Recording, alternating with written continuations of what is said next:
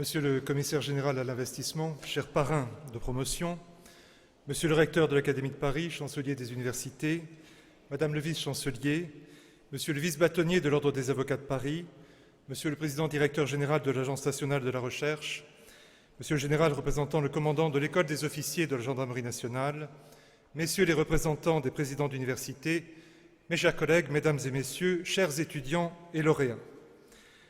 Cette 8e édition de la soirée des majors intervient un jour de deuil national. Mais vous comprendrez, je pense, que la complexité de l'organisation de cette cérémonie est rendue très difficile d'en déplacer la date. Ce soir, nous célébrons la réussite de nos majors de Master 2 et, à travers eux, celle de l'ensemble de nos étudiants dans toutes les disciplines qui sont celles de l'université, le droit, l'économie, la gestion et l'information-communication. Le succès des majors leur revient bien sûr en propre, à eux et à leurs familles. Mais il honore aussi l'université tout entière et il consacre la qualité des formations qui sont dispensées. C'est avec plaisir que nous avons vu que de toutes récentes évaluations témoignaient du rapport de confiance qui existe entre l'université Panthéon-Assas et le monde du travail, puisqu'il ressort de ces évaluations que nos diplômés ont le salaire médian de départ le plus élevé, non seulement au regard des autres universités, mais aussi de l'ensemble des grandes écoles. Aussi, dans un paysage de l'enseignement supérieur de plus en plus concurrentiel, nous paraît-il particulièrement important de continuer à affirmer la place centrale des universités. L'université, pratiquement gratuite, ouverte à tous les bacheliers, n'exclut personne, mais elle donne à tous ceux qui réunissent capacité et goût de l'effort la possibilité d'accéder à une vie professionnelle de qualité. Encore faut-il qu'on laisse à l'université les moyens qui lui restent de concurrencer, par la qualité de ses formations, les grandes écoles qui, nous le savons tous, sélectionnent dès l'entrée et pratiquent des tarifs qui nous sont interdits.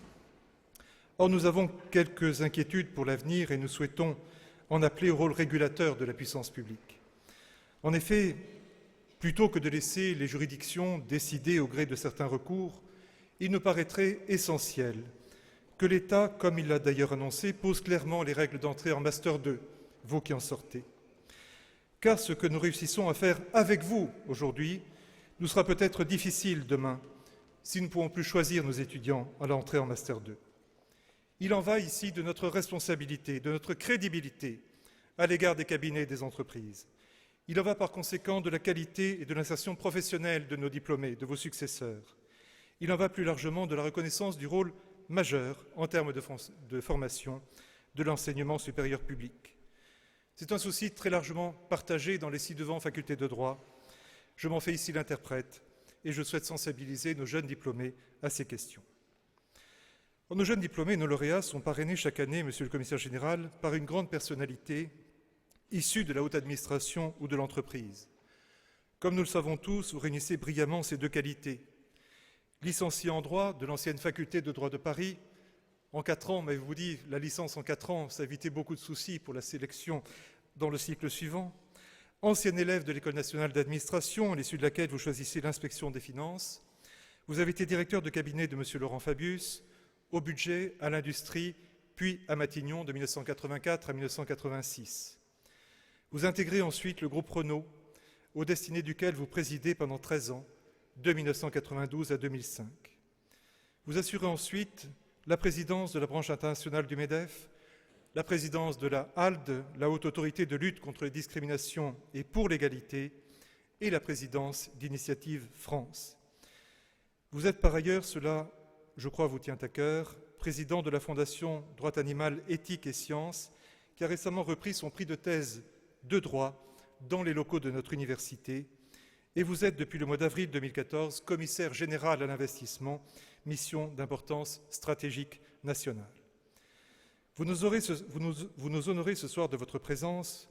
Vous avez même pris un avion plus tôt que prévu afin d'être présent parmi nous, venant des États-Unis, et vous avez droit naturellement à toute notre gratitude. Nous vous remercions très vivement de votre présence. Pour nos étudiants, le modèle que vous représentez, les paroles que vous leur adresserez, témoignent avec une grande force symbolique de leur entrée dans une société qui reconnaît le mérite. Et votre exemple les encouragera à toujours progresser. Nous vous disons donc toute notre gratitude et à nos majors, nos plus sincères félicitations, parce que leur réussite est aussi notre réussite.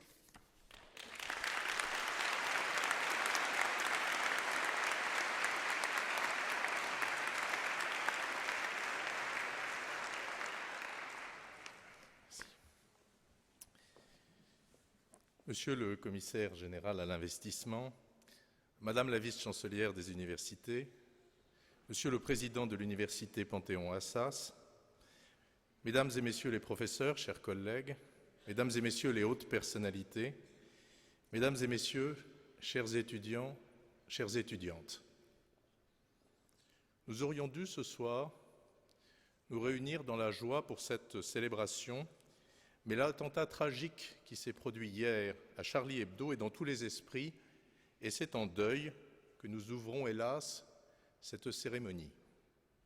Si l'heure n'est pas au long discours, mais plutôt à l'émotion et au silence du recueillement, il me tient néanmoins à cœur d'associer mon nom et celui de l'Académie et de la Chancellerie des universités de Paris à l'hommage rendu à ces journalistes, à ces dessinateurs, à ces policiers qui avaient en commun de placer au plus haut les valeurs de notre République et qui l'ont payé de leur vie.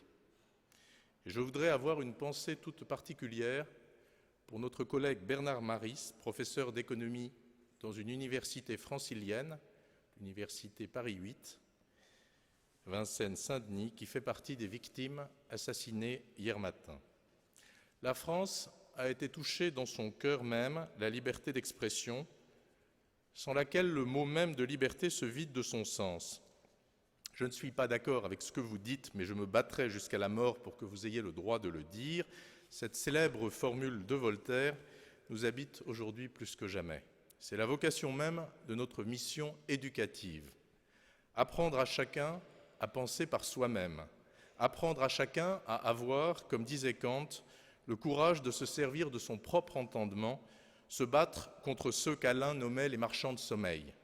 À ces noms de Voltaire, de Kant, d'Alain, je pourrais en ajouter quantité d'autres, tous ceux qui forment cette longue et belle tradition de combat pour la liberté par l'éducation dont nous sommes les héritiers et les dépositaires, comme l'étaient ceux qui hier ont perdu la vie. Liberté par l'éducation, c'est pourquoi, dans ce moment solennel, je suis heureux d'être parmi vous pour la 3e année consécutive. Je vous en remercie, Monsieur le Président, pour féliciter les lauréats de cette cérémonie qui est devenue au fil des ans l'un des temps forts de la vie de votre université et une belle tradition. Une tradition fédératrice qui, chaque année, réunit autour des majors et de leurs proches tous ceux qui contribuent à la vie de l'université, étudiants, corps professoral, personnels administratifs, anciens étudiants, ainsi que de hautes personnalités que je me réjouis de voir si nombreuses ce soir, juridiques, politiques, issues du monde de l'entreprise, du monde de la finance également. Leur présence témoigne des liens forts que l'université Panthéon-Assas a su tisser avec le monde professionnel et la société civile. Je veux donc d'abord m'adresser aux majors de cette promotion et leur exprimer mes vives félicitations. Leur nombre, 82, témoigne non seulement de l'excellence, de la qualité, mais aussi de la variété et de la richesse des formations de master dispensées par l'université Panthéon-Assas dans le domaine du droit, de la science politique, de l'économie, de la gestion, de la communication. Aux majors de ce soir, et au-delà d'eux et d'elles, à tous les diplômés de master de cette promotion 2014, à vous toutes et à vous tous qui vivez ce moment charnière d'une importance extrême, où vous n'êtes déjà plus étudiants et pas encore tout à fait entrés dans la vie professionnelle, j'adresse tous mes vœux de succès dans la poursuite de vos projets. Je veux ensuite saluer chaleureusement les membres de l'université Panthéon-Assas, une université de tout premier ordre dans le paysage parisien de l'enseignement supérieur et sur le plan national et international. Une université capable de répondre aux évolutions de nos sociétés et aux défis nouveaux qui se présentent à elle. Je ne peux donc que me réjouir du choix qu'elle a fait d'un retour dans la commu Sorbonne Université. Le choix de s'inscrire dans ce grand pôle universitaire tout en maintenant, j'oserais même dire pour mieux maintenir, la singularité et la conscience d'elle-même qui est la sienne. Car l'université Panthéon-Assas a une identité marquée, et c'est là l'une de ses forces, une identité qu'elle tire de son lien historique avec la prestigieuse faculté de droit de l'Université de Paris. Et votre université est également remarquable et renommée pour sa capacité d'adaptation aux transformations du monde dans lequel nous vivons. D'où le souci qui est le vôtre de mettre réellement en place les conditions d'un contact entre chercheurs et enseignants-chercheurs issus de disciplines différentes. D'où la volonté qui est la vôtre que les étudiants puissent vivre des formations qui ne soient pas seulement monodisciplinaires, mais qui favorisent, lorsque cela se justifie, des croisements féconds entre les disciplines. Au sein de Sorbonne Université, la singularité de l'université Panthéon-Assas pourra ainsi continuer à s'épanouir et trouvera même de nouvelles voies de développement, grâce notamment aux formations interdisciplinaires en droit et arts ou en droit et sciences. Les rapprochements en cours doivent vous permettre de répondre aux défis de l'innovation globale grâce aux communautés d'universités et d'établissements qui rendent possibles les innovations et la créativité en termes de recherche comme de formation. C'est cela qu'a compris l'université Panthéon-Assas, c'est cela dont témoigne le choix de rejoindre Sorbonne Université. Ce choix exige une lucidité à laquelle je veux rendre ici hommage. Je disais il y a un instant que cette cérémonie rassemblait tous les acteurs de la communauté universitaire, qu'elle soit donc aussi l'occasion de saluer et de remercier cette communauté universitaire ici réunie pour la capacité d'adaptation dont elle sait faire preuve dans le contexte de transformation et de réforme profonde que nous vivons. Votre choix, en effet, constitue une réponse forte au défi qui est posé à tous par la mutation profonde de notre système d'enseignement supérieur et de recherche, né il y a plus de 8 siècles autour de l'Université de Paris. En 800 ans, ce système s'est progressivement construit, enrichi, complexifié, à mesure que se présentait à lui un certain nombre de défis. Celui de l'humanisme d'abord, et il fut relevé par la création du Collège de France. Celui ensuite de l'ingénierie, auquel a répondu la création 2 siècles plus tard de l'École des mines et de l'École des ponts et chaussées. Puis vinrent le défi de l'enseignement commercial et la création de la première école de commerce, celui de la recherche appliquée et la création de l'école pratique des hautes études, celui de la recherche fondamentale, et il fut là encore relevé grâce à la création des grands organismes de recherche, à commencer par le CNRS en 1939. Cette construction en millefeuille, par superposition successive de couches institutionnelles, a produit des résultats tout à fait remarquables. Des professeurs d'exception, des parcours académiques de grande qualité, des étudiants bien formés. Mais aujourd'hui, un nouveau défi se présente que notre système actuel d'enseignement supérieur et de recherche n'est pas, dans sa forme présente, en mesure de relever. Celui, par nature interdisciplinaire, de l'innovation globale, un défi qui impose de faire preuve d'imagination, de créativité et d'agilité intellectuelle et institutionnelle. Et pour le relever, plutôt que d'ajouter, comme par le passé, une nouvelle structure aux structures déjà existantes, un nouvel organisme de recherche ou un grand établissement de plus, par exemple, les universités, les autres établissements d'enseignement supérieur de notre pays et les organismes de recherche ont fait ensemble le choix de se réformer de l'intérieur et de saisir ce défi comme une chance de se transformer. C'est là le sens de l'importante réforme de l'enseignement supérieur qui s'est engagée il y a quelques années, au moment même où vous, les majors à l'honneur de la cérémonie de ce soir, entriez dans l'enseignement supérieur. Cette réforme fait émerger des communautés pluridisciplinaires qui favorisent des formations innovantes, qui favorisent de nouvelles collaborations entre équipes de recherche, qui favorisent une meilleure visibilité et une réelle reconnaissance au niveau international. Nous sommes aujourd'hui dans notre pays, et à Paris aussi, à un véritable carrefour, comme nous n'en avons pas connu depuis plusieurs décennies. Je me réjouis donc que l'université Panthéon-Assas, tout en continuant à préserver la singularité qui fait son excellence, ait choisi l'avenir. Je sais, cher Louis Schweitzer, que vous partagez cette vision, vous qui avez l'expérience à la fois de l'entreprise, de l'État et de l'université, et je tenais à mon tour à vous remercier chaleureusement d'avoir accepté de parrainer cette promotion 2014. Je vous remercie.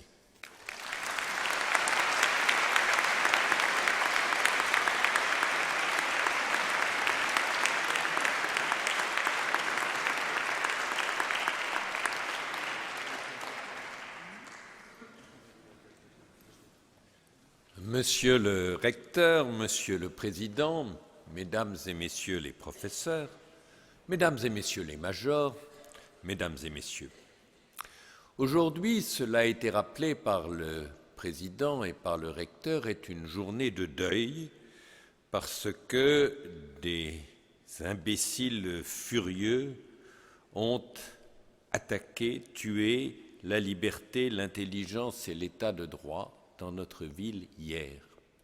Mais je pense qu'il est important, aujourd'hui, justement, de célébrer ici l'intelligence, le droit et le savoir.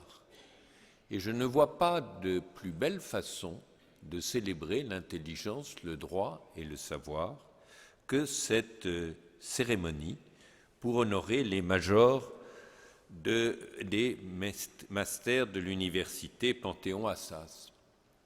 Je voudrais dire que c'est pour moi une grande fierté et un grand honneur d'être ici devant vous. D'abord, je n'ai été, moi, que licencié en droit, certes, en 4 ans, mais enfin, je ne suis pas allé au-delà et je parle à des gens qui sont allés bien au-delà de cela. Mais cette fierté me rappelle ce qui est d'assez loin mon meilleur souvenir d'étudiant. C'était il y a un peu plus de 50 ans, dans un bâtiment voisin, celui qui se trouve sur la place du Panthéon. J'étais au terme de ma première année de licence et je passais mes oraux. Et l'oral de droit constitutionnel, l'examinateur était le doyen Georges Vedel. Vous avez sûrement tous entendu parler du doyen Vedel, c'était quelqu'un de très impressionnant. Il faisait passer ses examens en robe, c'était la coutume, je ne sais pas si ça l'est toujours. Et donc je suis arrivé un peu intimidé. Il m'a posé des questions, j'ai répondu de mon mieux, et à ce moment-là, il s'est mis au garde à vous, il m'a fait un salut militaire, et m'a donné, je dois dire, une assez bonne note. Et je n'ai de ma vie d'étudiant pas eu de plus grande fierté ni de plus grande joie que cet oral de droit. Je m'empresse de dire que dans les autres matières, je n'ai pas eu le droit à des saluts militaires ou à des hommages similaires, mais enfin, je suis arrivé au bout de mes 4 années. Alors, je voudrais aujourd'hui, pour cette célébration qui va, j'espère, vous laisser aussi un beau souvenir et qui marque pour un certain nombre d'entre vous l'entrée dans la vie professionnelle, vous parler à la fois de ce que vous êtes et puis, conformément à la tradition, parce que je crois que c'est la tradition, donner des conseils fondés sur mon expérience. D'abord, vous êtes, là je m'adresse au major que nous honorerons tout à l'heure, vous avez témoigné de votre excellence et je dois dire que vous avez aussi témoigné de votre intelligence en choisissant des disciplines juridiques. Pour moi, je dois dire que la discipline juridique est une discipline pour laquelle j'ai gardé un attachement tout à fait extraordinaire. Je trouve d'abord que c'est une très belle discipline intellectuellement, parce qu'elle est faite d'élégance, de rigueur, de logique, et qu'elle a pour moi les mêmes beautés que les mathématiques. Mais c'est aussi une discipline riche, qui couvre tous les domaines de l'activité humaine, toutes les situations, le droit à une capacité d'adaptation et d'innovation pour répondre à tous les problèmes dans toutes les circonstances. C'est aussi une discipline transversale qui s'appuie sur toutes les sciences humaines, sur l'histoire, sur la sociologie, sur la psychologie, sur l'économie, sur la communication, sur les sciences du management. En bref, c'est une discipline qui est au cœur des autres disciplines. Et c'est peut-être pour cela aussi qu'à mes yeux, c'est une discipline d'efficacité. Le droit, c'est un moyen d'action sur la réalité, un instrument de progrès qui crée le lien social, qui permet d'éviter beaucoup de conflits et qui permet de résoudre tous les conflits où il y a face à face deux êtres intelligents. En atteignant l'excellence, vous avez donc non seulement témoigné vos qualités, mais témoigné de votre sagesse, en choisissant une discipline ainsi. Alors, certains d'entre vous vont poursuivre leurs études pour devenir professeurs, c'est un très beau métier. D'autres s'engageront dans d'autres activités publiques ou privées, qu'elles soient ou non entièrement ou purement juridiques. Vos choix dépendront bien sûr de vos goûts et de votre vocation. Il est de tradition, je l'ai dit tout à l'heure, de donner des conseils fondés sur son expérience propre, et je ne manquerai pas à cette tradition, et je vais vous donner 6 conseils. Le premier, cherchez le bonheur dans votre travail. J'ai connu beaucoup de gens qui ont fait des travaux passionnants toute leur vie et qui ont passé leur vie à être malheureux parce qu'au lieu de trouver le bonheur dans leur travail, ils s'interrogeaient sur l'étape suivante de leur carrière. Ma conviction, c'est qu'il faut chercher le bonheur dans son travail parce qu'on ne travaille bien que quand on est heureux et on ne progresse que quand on ne travaille bien. Donc, mon premier conseil, c'est chercher et trouver le bonheur dans le travail que vous choisirez. Le second, qui le tempère à peine, c'est de préserver toujours l'équilibre de votre vie privée et de votre vie professionnelle. Là aussi, j'ai connu dans ma vie beaucoup de gens qui n'ont consacré la totalité de leur pensée, de leur intelligence, de leur vitalité à leur vie professionnelle. Et ce défaut d'équilibre fait qu'à un moment donné, ils ont échoué aussi dans leur vie professionnelle. Parce qu'ils n'avaient plus le recul, plus la capacité de jugement que donnent des activités multiples.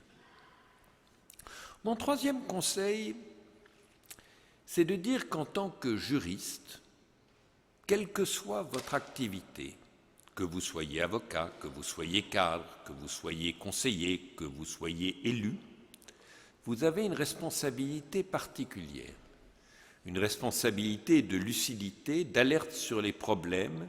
Vous devez mettre en lumière les risques, les aléas et les dérives. Mais vous devez aussi proposer des chemins, des solutions imaginatives, innovantes et même audacieuses s'il le faut. Je vais vous citer une histoire. Nous nouions, vous le savez peut-être, une alliance entre Renault et Nissan. C'était un peu compliqué, une société était japonaise, l'autre était française, et il s'agissait d'établir un lien entre les deux qui n'était pas simplement fondé sur le droit de propriété. Et j'ai fait appel pour m'aider à 2 professeurs éminents, Guy Carcassonne, Alain Viandier, et ils ont fait un voyage au Japon pour voir, ce n'étaient pas des experts du droit japonais, mais c'était de remarquables juristes, c'est toujours pour Alain Viandier, et ils ont trouvé la solution du problème dans des dispositions du droit japonais destinées aux héritiers incapables. Et l'alliance Renault-Nissan est fondée sur une disposition de droit civil japonaise conçue pour les héritiers incapables qui détiennent la propriété mais qui n'ont pas la capacité intellectuelle de gérer leur entreprise. C'est ça que j'appelle cette capacité de trouver, d'imaginer, face à des obstacles et à des risques, des solutions que seul un juriste, et un très bon juriste, peut trouver. Mon 4e conseil, c'est de toujours associer le droit à l'équité. La bonne foi dans le droit contractuel, la transparence dans les obligations, là aussi, j'en suis convaincu et j'en ai fait l'expérience tout au long de ma vie, que l'éthique et l'efficacité coïncident sur le long terme. Autrement dit, à faire passer l'efficacité devant l'éthique, On peut gagner un avantage de court terme, mais on est sûr d'échouer sur le long terme. On peut abuser d'une position de force. On peut masquer une clause avec habileté. On peut faire manquer volontairement de transparence. Et on peut en retirer de tout cela un avantage immédiat. Mais ma conviction, c'est que cet avantage, il est toujours de court terme. Et que dans la vie, le long terme vous rattrape toujours. Je pense qu'un bon contrat doit bien sûr tout prévoir, même sa rupture. Mais s'il fonctionne bien, on ne doit pas avoir besoin de le lire, car il crée une relation de confiance. Là aussi, je vais vous prendre un exemple tiré de Renault-Nissan. Nous étions en négociation avec Nissan. Nous, Renault, nous avions 2 concurrents, Ford, Mercedes-Benz, beaucoup plus puissants que nous, et au fond, les Japonais trouvaient qu'une firme américaine, une firme allemande, c'était quand même beaucoup plus sérieux qu'une firme française. Et donc, nous avons été amenés, pour séduire les Japonais, à leur proposer des clauses que nous pensions plus avantageuses que celles que proposaient nos concurrents allemands et américains. Et puis, au bout d'un certain temps, les Américains puis les Allemands ont renoncé à entrer en relation avec Nissan parce qu'ils ont considéré que c'était trop dangereux. Et donc, nous nous sommes trouvés seuls en lice, sans concurrents, à un moment où Nissan était obligé de conclure un accord dans les 15 jours pour échapper à la faillite.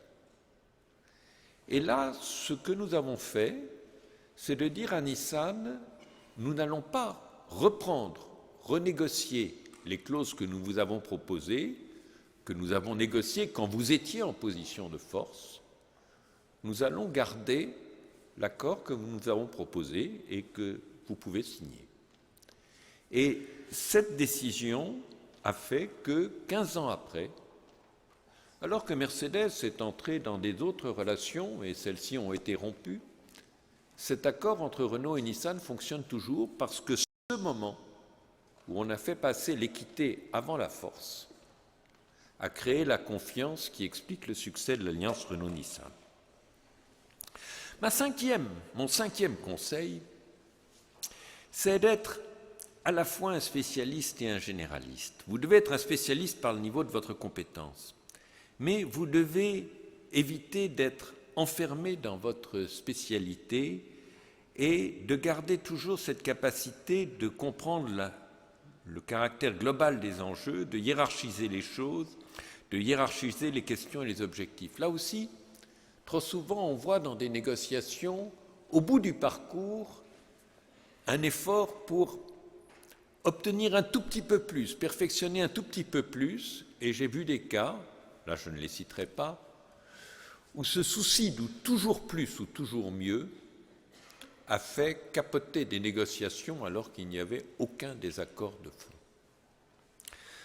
Mon 6e et dernier conseil, je suis un peu long, mais à propos, il faut en profiter quand on a un auditoire tel que le vôtre, c'est d'être un homme ou une femme d'équipe. Nous sommes dans un système où on est de plus en plus attaché à la performance individuelle. On la mesure de façon quantitative, on la rémunère de façon individuelle. Et là aussi, je pense que c'est un travers.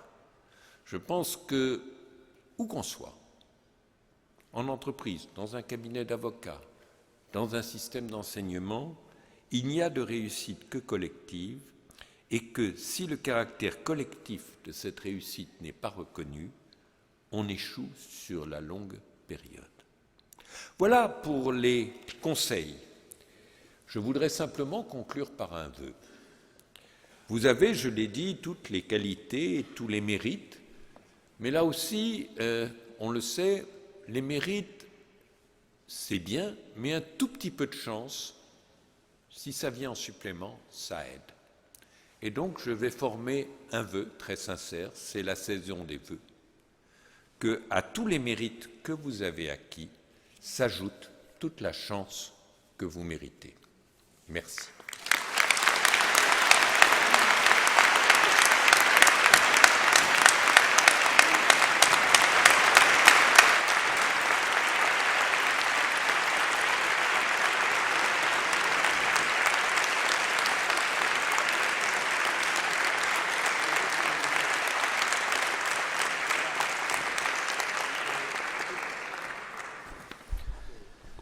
C'est vrai que c'est une journée particulière et triste aujourd'hui et notre université, quelle est sa place dans la cité?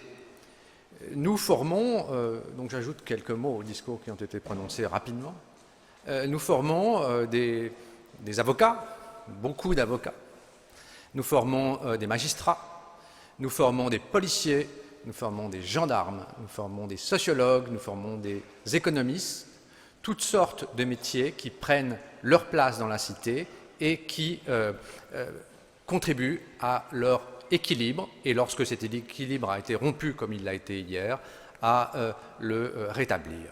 Voilà pour la contribution de l'université. Nous commençons par les masters de droit et sciences politiques, et c'est d'abord le master d'administration internationale dirigé par le professeur Gérard Cahin, et c'est Thibaut van Bellingen.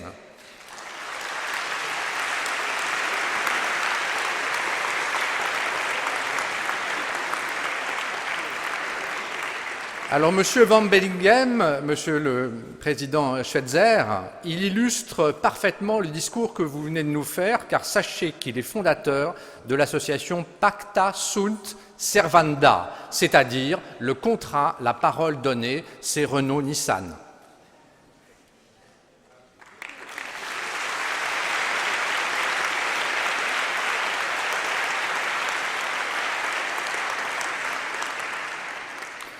Dans le master Administration et politique publique dirigé par les professeurs Surel et Broyel, Thomas Lambe.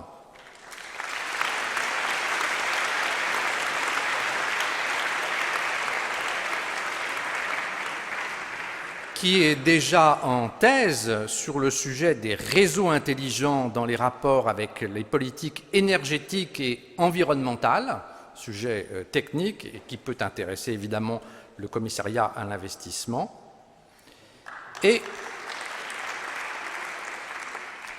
Et aussi, il a rédigé un mémoire sur les politiques culturelles d'art contemporain au sein de la ville de Montpellier. Ça aussi, ça peut intéresser M. Schweitzer.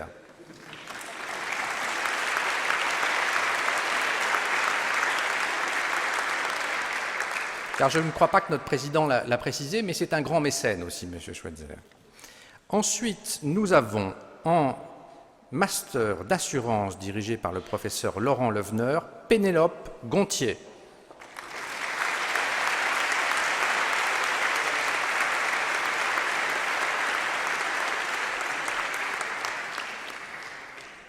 Alors, cette jeune fille illustre parfaitement à nouveau les discours qui ont été prononcés, ainsi que les résultats de l'enquête dont notre président a parlé tout à l'heure sur l'insertion professionnelle. Elle est déjà, depuis quelques semaines, chez Generali. Bravo, mademoiselle.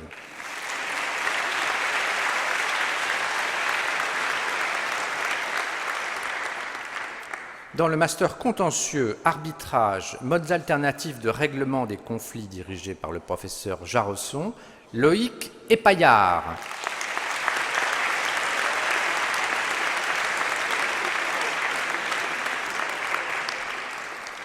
Lui aussi illustre très bien l'insertion professionnelle, puisque déjà de nombreux stages, cabinet Darrois-Villet, Freshfield, etc. Il sera certainement présent aussi demain à la journée sur les professions.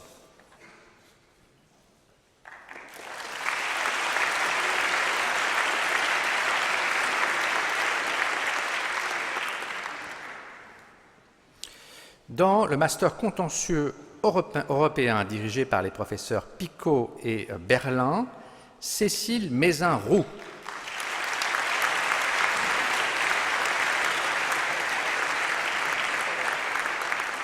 une étudiante très européenne, ce qui est assez logique, et elle est déjà dans un autre master, mais cette fois-ci à Londres, à London School of Economics, de droits fondamentaux, évidemment.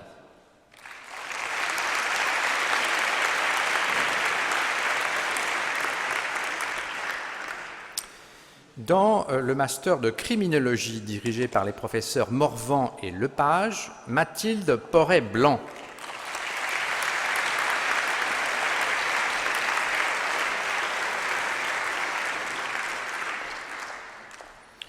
Avec un stage à la gendarmerie, ça illustre également ce que je disais tout à l'heure, auprès du colonel Frustrier, sur les organisations criminelles de l'Est européen. Et puis beaucoup de prix.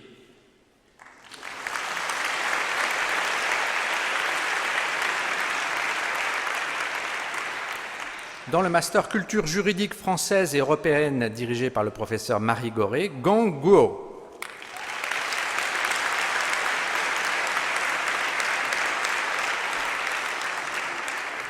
Et Gang Guo, c'est un généraliste ô combien, puisque non seulement le droit l'intéresse, mais également il est lauréat de la faculté de médecine de Tianjin en Chine. Donc il est juriste et médecin.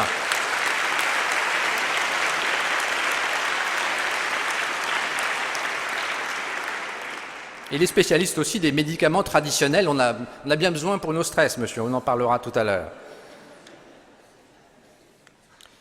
Dans le master droit, gestion, gouvernance des systèmes financiers publics dirigé par le professeur Bienvenu, Pierre Videmont.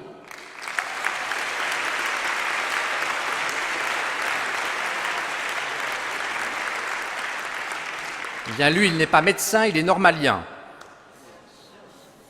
C'est bien aussi.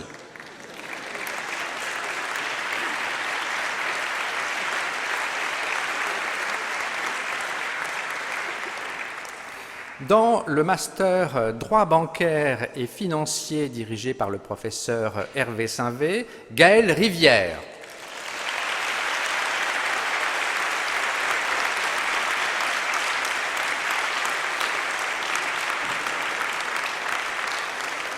Qui est premier ex aequo. Et Gaël Rivière, on se souvient de lui à de nombreux titres, ne serait-ce qu'en dernier lieu, parce qu'il était major de promotion, également l'année dernière en droit des affaires et fiscalité, le professeur Drummond, ici présent, s'en souvient très bien. Bravo monsieur, 2 fois major.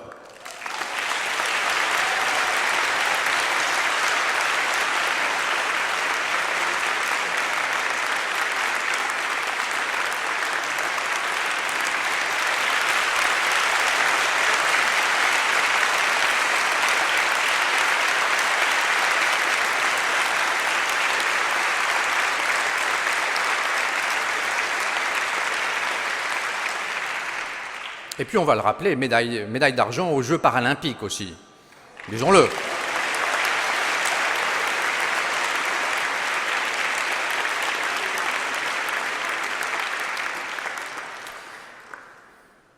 Dans le master droit de la communication dirigé par les professeurs Passat et Truchet, nous avons 2 ex aequo. D'abord Emma Siret,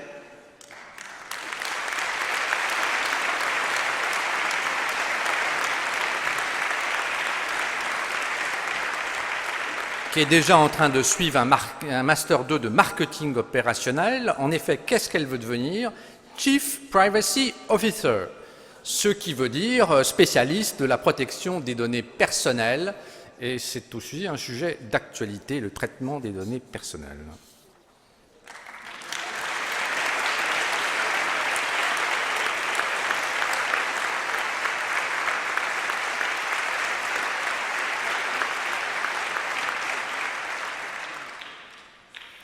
Et puis nous avons Pauline Philippot.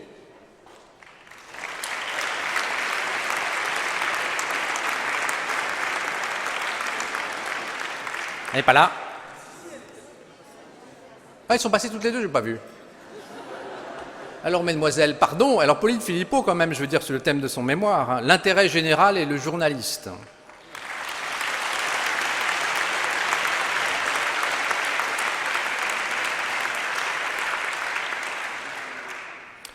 Dans le master droit des affaires dirigé par le professeur Saint-Vé, nous avons à nouveau 2 ex-aequo, Anaïs Faury,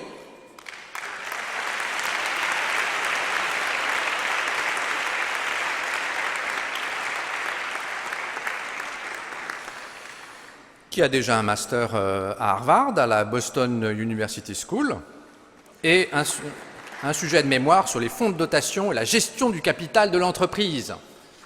Ça illustre bien aussi.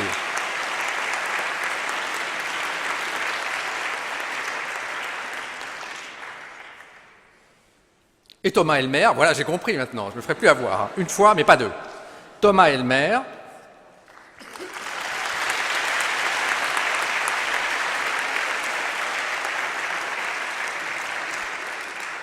et lui qui est actuellement, vous avez pris l'avion comme M. Schweitzer, monsieur, puisque vous êtes dans l'LM de Singapour. Il a commencé ou pas, M. Braconnier? Non, pas encore. Alors bientôt, dans le LLM de Business Law, qui est organisé par notre université à Singapour.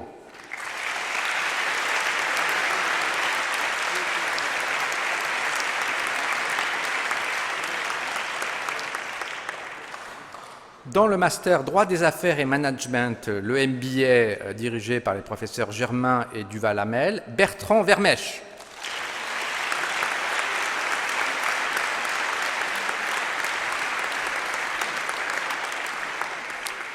Qui est en stage chez De Beauvoise, à Pire, et qui a par ailleurs un certain nombre de prix.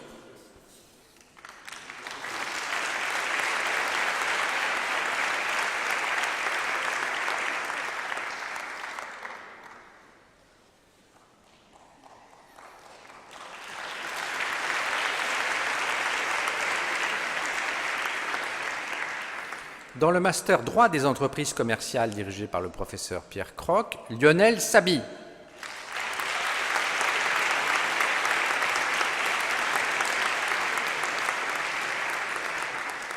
Eh bien, lui, il est juriste et ingénieur des mines.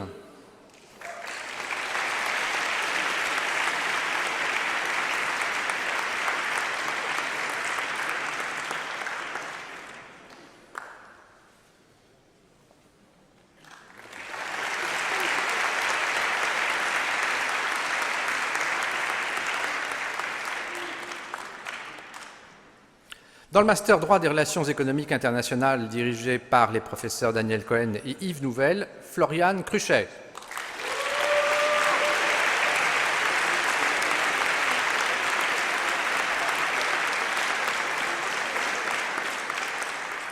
Qui a déjà attaqué cette année un nouveau master, celui de contentieux arbitrage dirigé par Charles Jarosson. Et elle a un certain nombre de titres, mais sans doute celui qui semble le plus attachant, c'est un prix qui lui a été remis par l'Académie des sciences de Clermont-Ferrand à un étudiant de droit de la faculté de droit. Donc, ne riez pas, car Clermont-Ferrand, c'est une tradition de juriste, à commencer par Doma.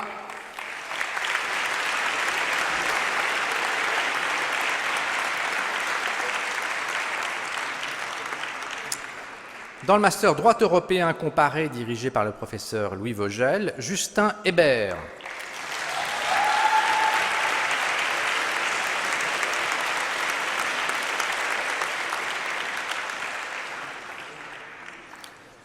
Alors après un séjour à Harvard Law School, il est passé chez Landwell et son avenir apparaît assuré. Insertion professionnelle.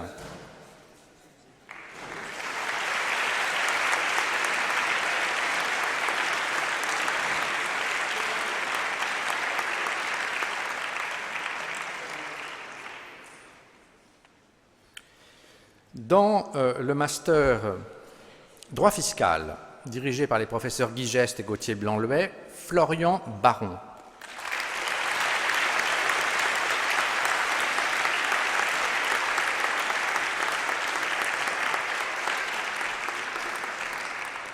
Et c'est HEC, alors voilà, c'est une double scolarité HEC et un grand intérêt pour tout ce qui est des sociétés de placement immobilier.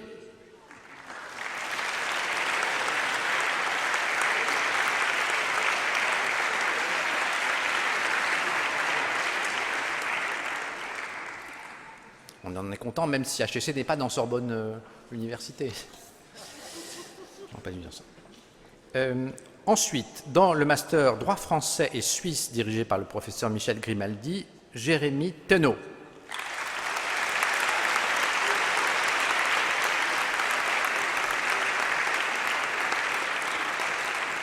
Alors, ce n'est pas le Japon, mais c'est la Suisse, mais c'est toujours l'éthique, Monsieur le Président Schweitzer, puisqu'il a rédigé son mémoire sur les codes de gouvernement d'entreprise en Suisse et en France. C'est aussi important.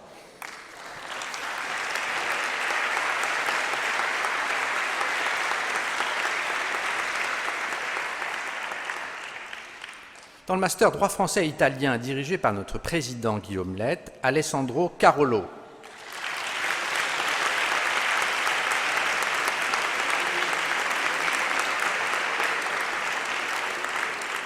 Et il est déjà en master de droit pénal sur tout ce qui est politique criminelle en Europe. Là aussi bien utile.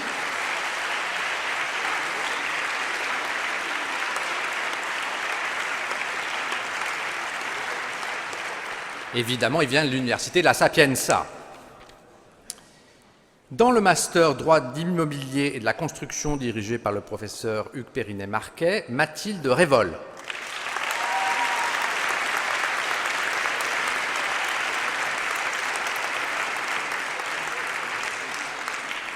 Et parmi ses nombreux titres, elle a fait toute une scolarité de l'école de droit et du collège de droit, cette formation supplémentaire d'excellence mise en place dans notre université.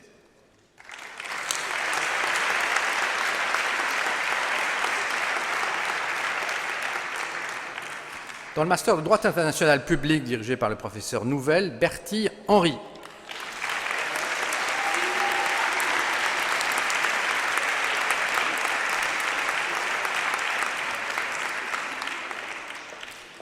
Et elle est elle aussi déjà dans un nouveau master en droit du commerce international, et elle est spécialiste du droit international et des cyberattaques.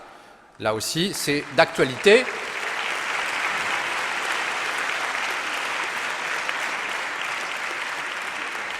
Il n'ira pas faire son stage en Corée du Nord. On lui interdit. Dans le master de droit du multimédia et de l'informatique dirigé par le professeur Jérôme Passa, Aurélie Paco.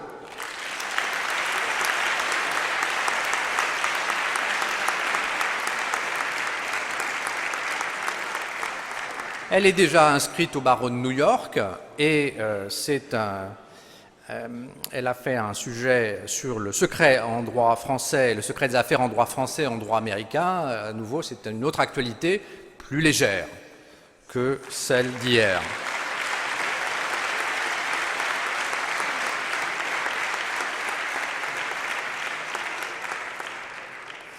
Dans le master de droit notarial dirigé par le professeur Michel Grimaldi, Michael Marchand.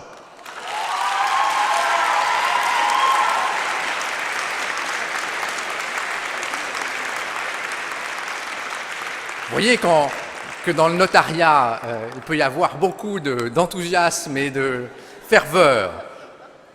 Et évidemment, il se prépare au diplôme supérieur du notariat. Et des prix Francis Lefebvre.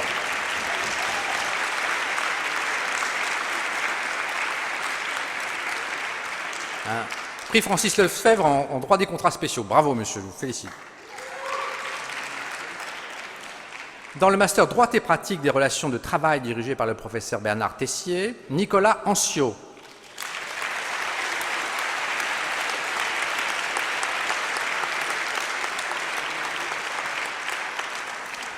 Alors, il est déjà en thèse avec le professeur Tessier, c'est évident, hein, c'est tout de suite la thèse, droit civil et droit du travail, et puis beaucoup de prix, les lauréats, meilleur jeune juriste, concours LexisNexis, bureau Francis Lefebvre, etc. Bravo, monsieur.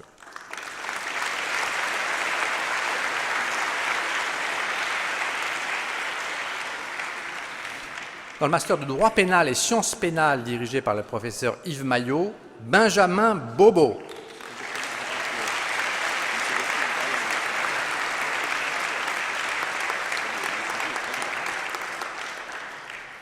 un mémoire sur mafia et démocratie.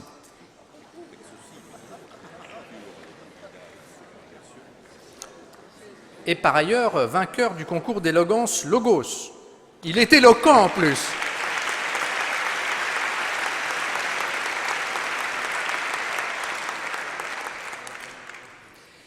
Dans le master de droit privé général dirigé par le professeur Yves Lequette, qui n'est pas derrière moi mais que je vois dans l'amphithéâtre, Kourosh Bellis.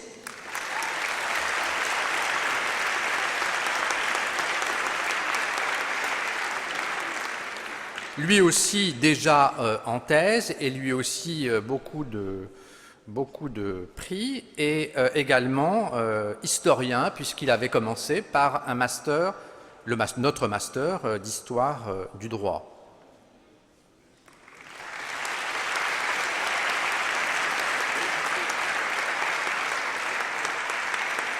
Alors je vous lis quand même deux des sujets qu'il avait choisis. Droit, philosophie et mystique en Iran. Droit, philosophie et mystique en Iran, vous pouvez être fier, monsieur, d'avoir choisi ça.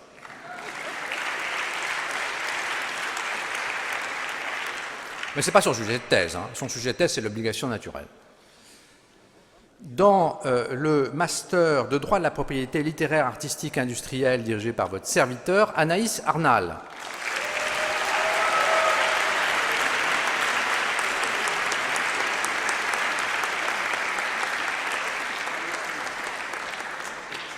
Qui commence un stage chez Christian Dior, et un mémoire sur les aspects juridiques de co-branding. Le co-branding, pour ceux qui ne savent pas, c'est le fait d'unir deux marques, d'où le terme co-branding, pour des produits et services. Par exemple, si le commissariat à l'investissement faisait un co-branding avec Google, ce qu'il ne fera pas, enfin je n'en sais rien.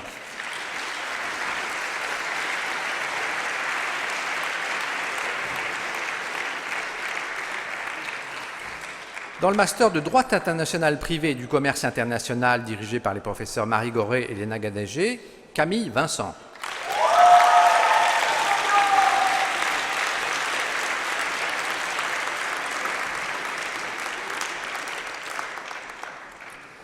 Avec un mémoire sur la protection du droit de visite en droit international privé. Le droit international, c'est aussi beaucoup d'aspects de famille. Et elle a découvert le droit de la famille chez Schlumberger. C'est original.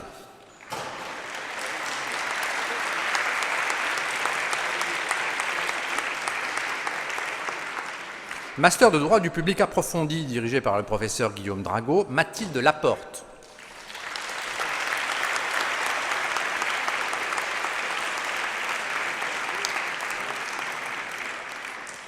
Elle est déjà en thèse sur le sujet de l'école doctrinale américaine du legal process. Qu'est-ce que c'est que le legal process? C'est une théorie américaine proche du réalisme juridique. Voilà comment est-ce que la doctrine aperçoit la confection des normes juridiques.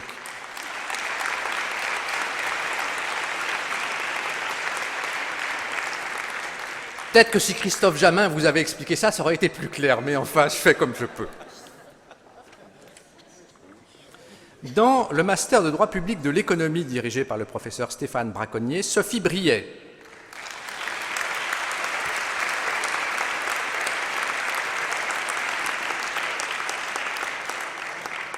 Un mémoire sur les établissements publics administratifs et la concurrence.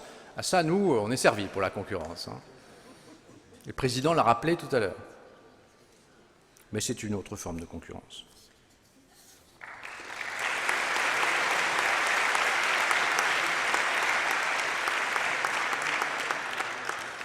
Dans le master de droit social dirigé par les professeurs Jean-Michel Olivier et Françoise Favenec, Fabien Cronier.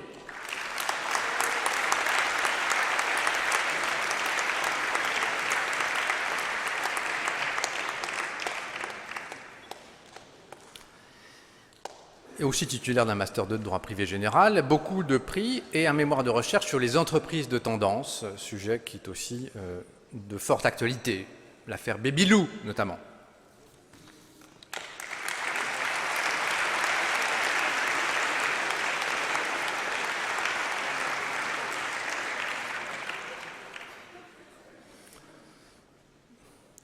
Dans le master de droit de l'Union européenne, dirigé par les professeurs Laurent Sido et Fabrice Picot, Séverine Taine.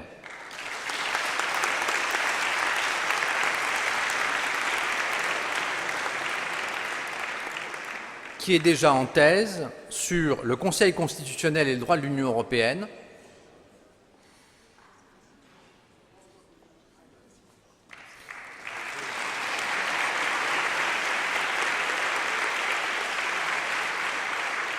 Alors, mademoiselle, on découvrira grâce à vous sur le point de savoir si le droit de l'Union européenne est supérieur au droit constitutionnel français. Sans doute que M. Debré, un de nos anciens parrains, ne sera pas complètement d'accord, mais ça fait partie de l'intérêt de la question.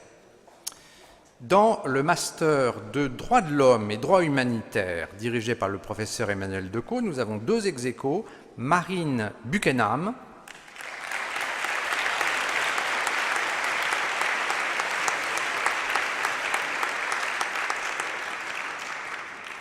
qui en février prochain va rejoindre les programmes d'urgence de l'Organisation internationale des migrations au Niger. Bravo, mademoiselle.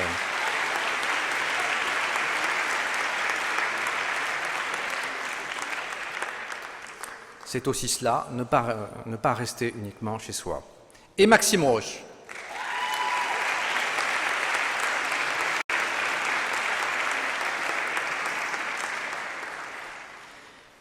Qui peut aussi intéresser notre parrain, M. Schweitzer, puisqu'il a été en stage dans une entreprise spécialisée, notamment dans le mécénat d'entreprise. Et puis, je voudrais ajouter que c'est un de nos champions de basket sportif de haut niveau d'Assas. Oui.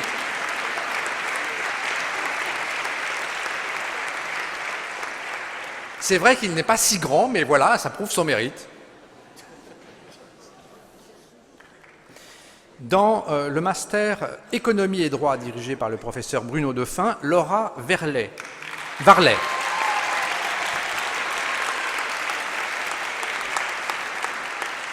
Et Laura Varlet, sa spécialité, c'est l'énergie. Elle est juriste depuis quelques jours chez Électricité de France, Électricité Réseau Distribution de France. Voilà. Bravo, mademoiselle.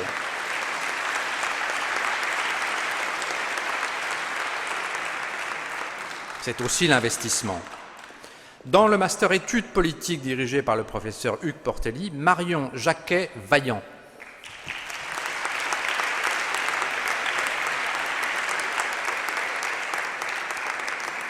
Et elle est déjà chargée de mission dans une collectivité territoriale, développement du territoire, sur l'avenir de la commune dans la métropole du Grand Paris.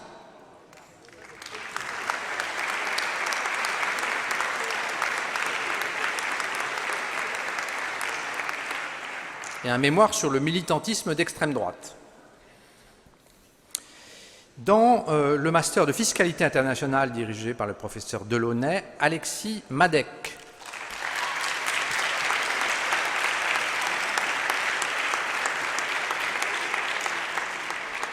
Sa spécialité à lui, c'est la due diligence fiscale. Voilà. Et il était en stage chez Arsène Taxan.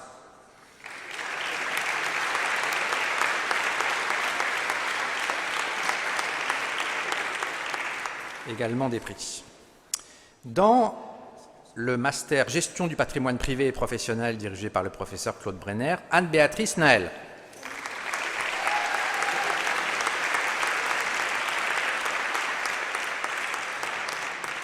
Et elle est actuellement chez un conseil en gestion de patrimoine, donc l'investissement dans toute sa splendeur.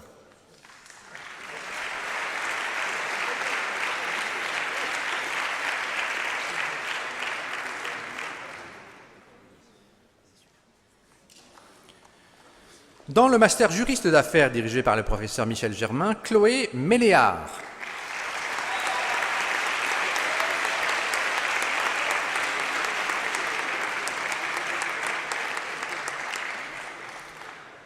Et aussi école de droit, collège de droit, etc. Et bientôt en stage chez Auguste et Debouzy. Quelques représentants d'Auguste Debouzy. Est-ce que Camille Herry est là?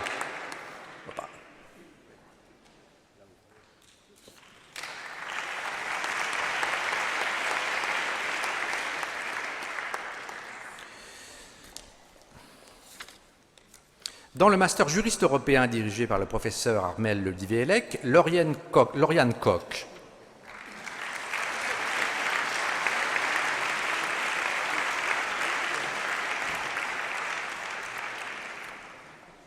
Qui est en stage en ce moment chez Red Smith, et plusieurs LLM, dont à l'université Humboldt de Berlin.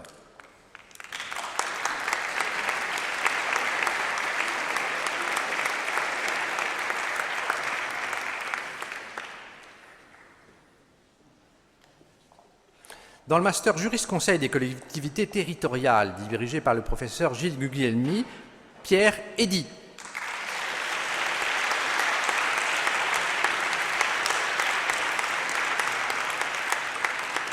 Eh bien, comme sa camarade, mais simplement en tant que stagiaire, il va rejoindre ERDF le mois prochain, et auparavant, il était à Haut de Paris.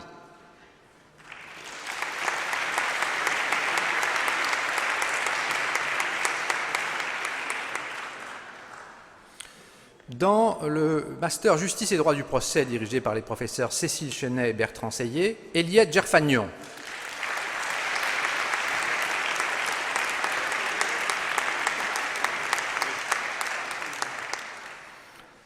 Stage au parquet général de la Cour de cassation, mémoire sur le juge et le surendettement des particuliers, et évidemment, elle prépare le concours de l'ENM.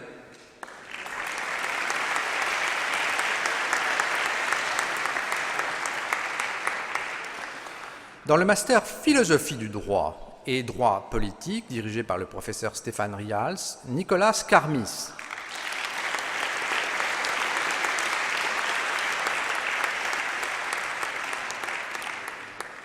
Il est diplômé de l'université d'Athènes, il a aussi un master de droit international privé. Et puis, il attaque une thèse de doctorat sur la désuétude des actes juridiques.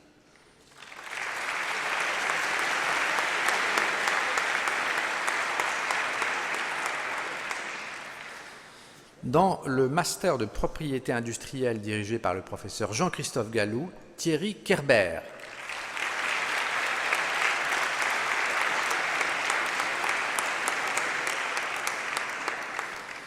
Principalement ingénieur recherche-développement dans le domaine de l'aérospatial, et il a créé son entreprise.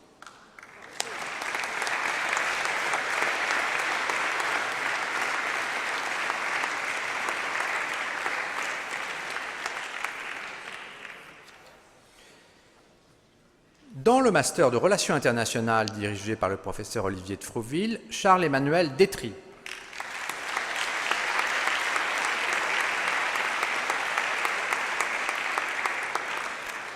Sa spécialité, ce sont les minorités, les intégrations régionales dans les collectivités territoriales et l'Union européenne.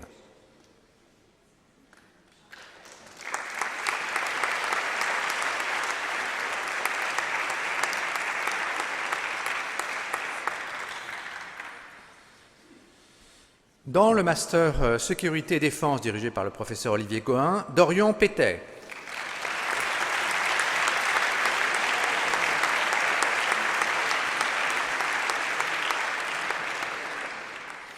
Voilà un autre qui fait partie de cette cohésion sociale que j'évoquais tout à l'heure, puisqu'il attaque une thèse sur l'organisation territoriale de la sécurité et de la défense en France, et que, en tant que doctorant, il est rattaché à l'Institut de recherche stratégique de l'école militaire.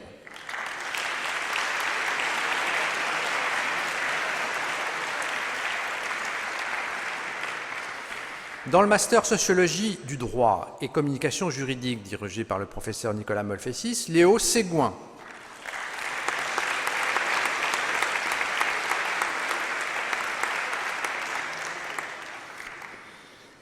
Avec un mémoire sur les présomptions juridiques, la probabilité, enfin tout ce que nous connaissons et dont nous nous servons tant en droit et en sociologie.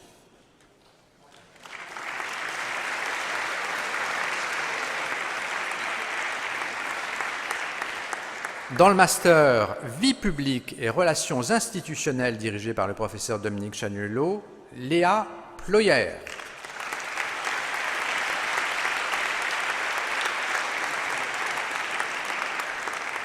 Et elle est actuellement chargée de relations pour l'activité intercité de la SNCF. Vous voyez, on a tous nos établissements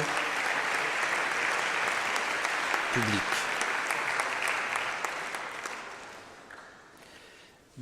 Nous en avons terminé pour le droit, nous passons aux sciences économiques. Dans le master Commerce et Management International dirigé par les professeurs Lecaillon et Zumer, Audrey da Silva.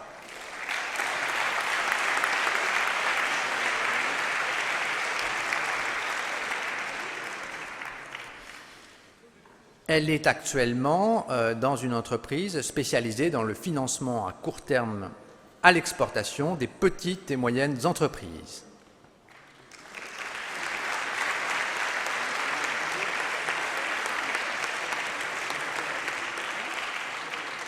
Et un sujet de mémoire qui intéressera certainement notre parrain de promotion, la diversité culturelle en entreprise entre conflits et avantages compétitifs.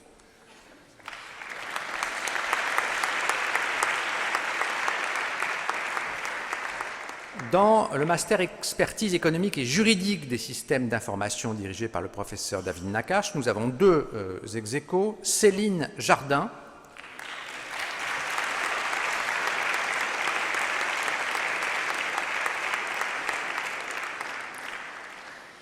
qui a été notamment au rectorat de l'Académie, mais pas de Paris, monsieur le recteur, de Versailles, chargé du contrôle de l'égalité des établissements d'enseignement supérieur. Oh là!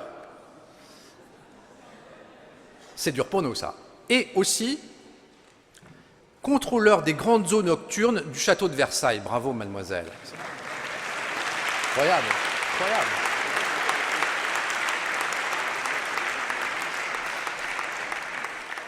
Et Katrina Mathiuk,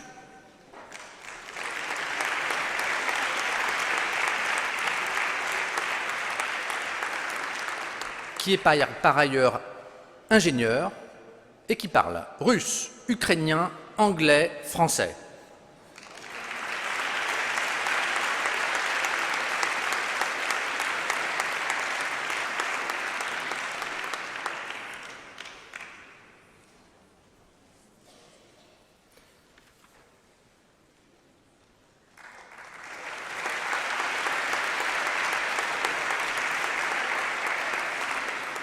Dans le master d'ingénierie économique dirigé par le professeur Billot et Alice Kali, Konstantinos Siempis.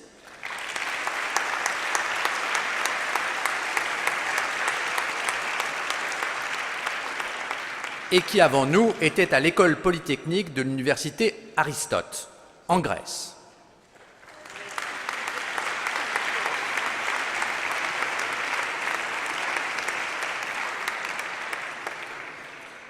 Il veut se spécialiser dans les statistiques de risque bancaire.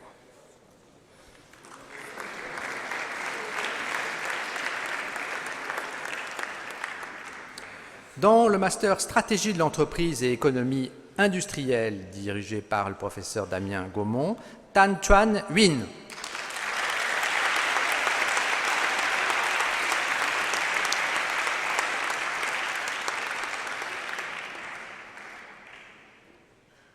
Qui commence une thèse, mais il n'a pas donné son sujet.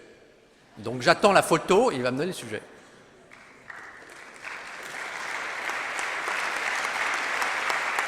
Monsieur, le sujet de la thèse? Compétences et innovation. Très bien. Dans le master techniques financières et bancaires dirigé par les professeurs Germain et Jean-Marie Lepage, Thibaut Picard.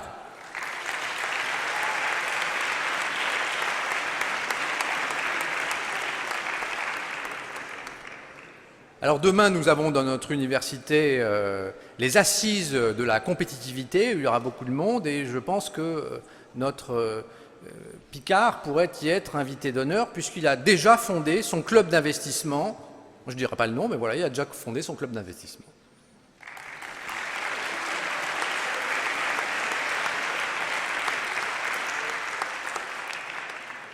Nous passons aux sciences de gestion. Dans le master Coaching, développement personnel en entreprise dirigé par le professeur Franck Bournois, Christophe Duval-Arnaud.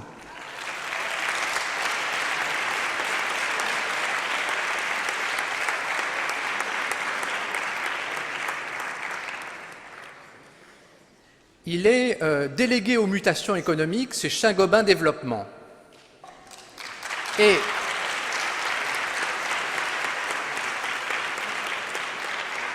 il est ingénieur des mines et il est théologien.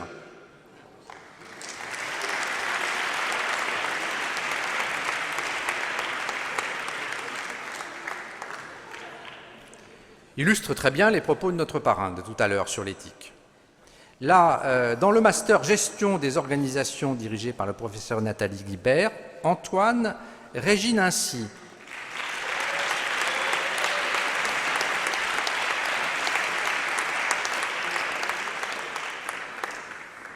Et qui est actuellement apprenti chez L'Oréal.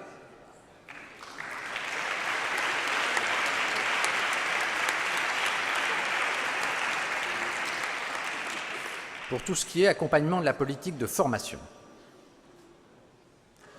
Et puis il est membre d'un comité sur le civisme européen. Bravo, monsieur.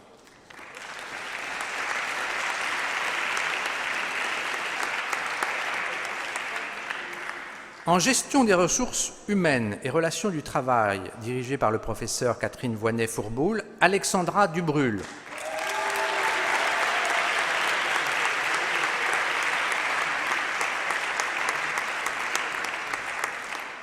Alors elle aussi, on va l'envoyer demain aux Assises de la compétitivité. Elle est déjà dirigeante et fondatrice d'une société spécialisée dans les coûts sociaux et les risques professionnels.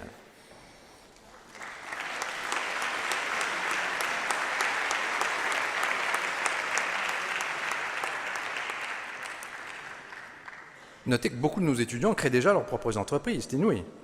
Dans le master Management et Nouvelles Technologies dirigé par professeur Franck Bournois et par Michel Séguillon, Elena Vissac.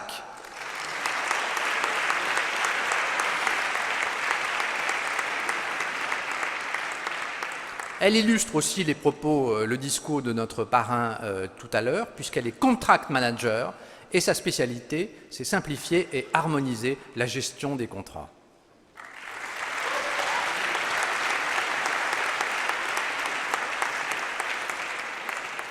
Dans le master management des projets logistiques dirigé par le professeur Serge Vendémini, Nadia El Fadili.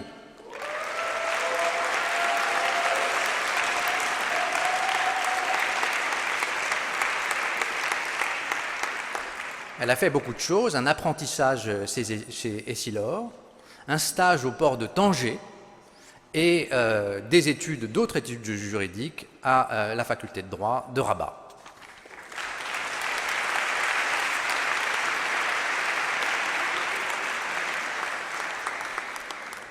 Dans le master management des ressources humaines internationales dirigé par le professeur Franck Bournois et par Yasmina Yaidi, Olivier Lagré.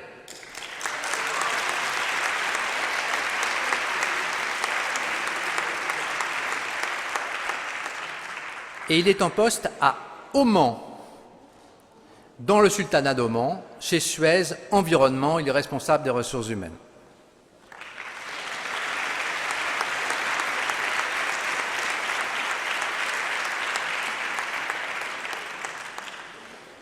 Nous passons aux sciences de la formation et de la communication. Dans le master communication et multimédia, dirigé par le professeur Josiane Jouette, Julie Berned.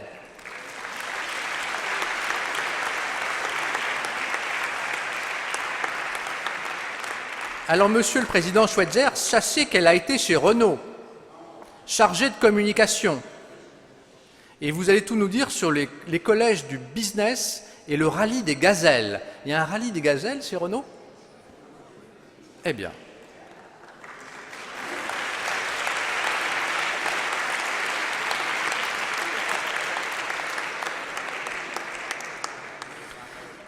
Dans le master médias et public dirigé par le professeur Valérie Desvillards, Camille Ruols.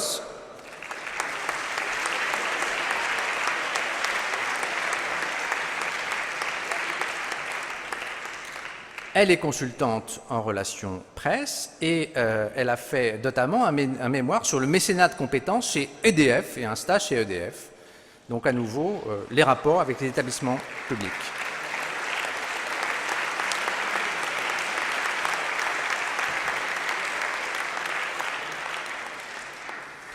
Dans le master médias, langage et société dirigé par le professeur Frédéric Lambert, Adeline Rage.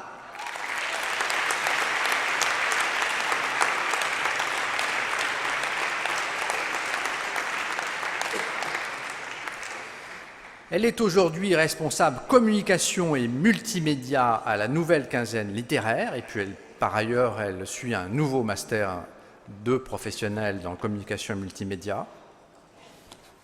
Et puis, c'est vraiment une fervente du multimédia. Je ne sais pas si vous pouvez voir son CV. Sur ses centres d'intérêt, plutôt qu'avoir mis les noms des centres d'intérêt, elle a mis des icônes. Donc, il y a une icône d'un livre, une icône d'un film, une icône de masque, c'est pour le théâtre, etc. C'est original, mademoiselle.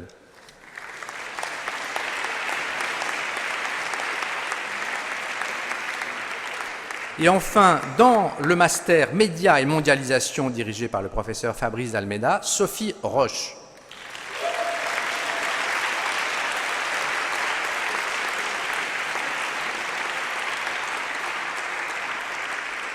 Alors je vous donne son sujet de mémoire, la banalité du mal, de la banalité du mal à la banalisation de l'information.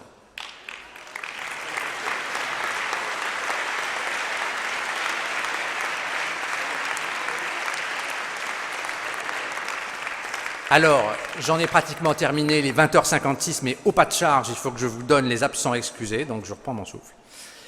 Dans le master droit bancaire et financier dirigé par le professeur Saint-Vé, c'est Nathan Morin qui est excusé. Dans le master, oui, vous pouvez vous rasseoir, mais ça va durer 2 minutes, hein, ne vous inquiétez pas. Dans le master droit sanitaire et social dirigé par le professeur Michel Borgetto, Odile Sauvaget. Dans le master droit et stratégie de la sécurité dirigé par le professeur Portelli par Frédéric Debove, Anaïk Bourdiec. Dans le master d'histoire du droit dirigé par le professeur Franco Omi, Denis Lamotte. Dans le master défense et dynamique industrielle dirigé par le professeur Jean-Jacques Roche, Elsa Nicolas Sutter. Dans le master économie des télécommunications, de l'Internet et des nouveaux médias, dirigé par le professeur Benzoni, Madi Hama. Rassurez-vous, ils ont tous des excuses légitimes, et puis c'est bien de vous lire la liste des masters, comme ça vous donne un aperçu de notre variété, qui est assez importante. Dans le master finance, dirigé par le professeur Bruno Défunt, Margot Dubois, en macroéconomie monétaire et bancaire, dirigé par le professeur Otavi Dan Jean. Dans le master management stratégique et entrepreneuriat, dirigé par le professeur Martine Pellet, Maud Pichard. Dans le master journaliste, dirigé par le professeur Jean-Baptiste Legrave et par Rémi Le Champion, Lorraine Lavocat. Dans le master droit des affaires et fiscalité, dirigé par le professeur Drummond, qui est effondré que sa majeure ne soit pas là, Fanny Grasset. Dans le master droit bancaire et financier, dirigé par le professeur Saint-Vé, une ex-aequo, l'ex-aequo de Gaël Rivière, qui est Clotilde Beau. Dans le master droit social et relations du travail, dirigé par le professeur Favenec et par Françoise Boussez, Isabelle Barré-Eudes. Dans le master contentieux européen, dirigé par le professeur Picot et par Dominique Berlin, Morgane Écolan, c'était une ex-aequo. Dans le master marketing et communication des entreprises, dirigé par le professeur Goletti, Antoine Pivard. Dans le master droit public comparé, dirigé par le professeur Elisabeth Zoller, Marcel Guillon-Burgot. Et enfin, dans le master droit européen des affaires, dirigé par le professeur Louis Vogel, Déborah Faure. J'en ai terminé.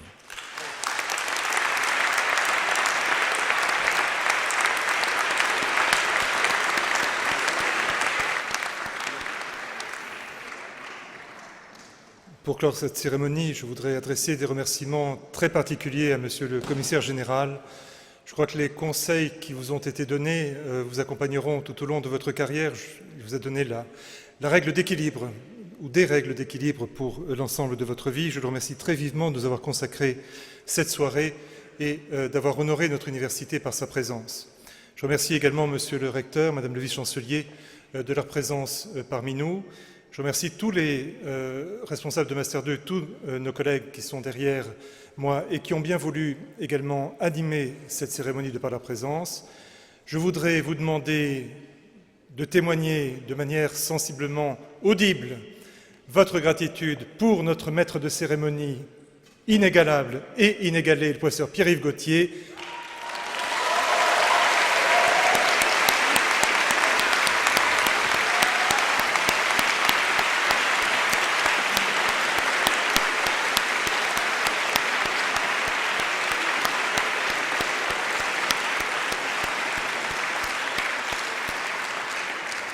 Merci, l'applaudimètre a été à la mesure de son talent. Je voudrais aussi remercier les étudiants de son Master 2, hôtes et hôtesses de ce soir, qui ont si bien accueilli et guidé l'ensemble des participants de cette cérémonie.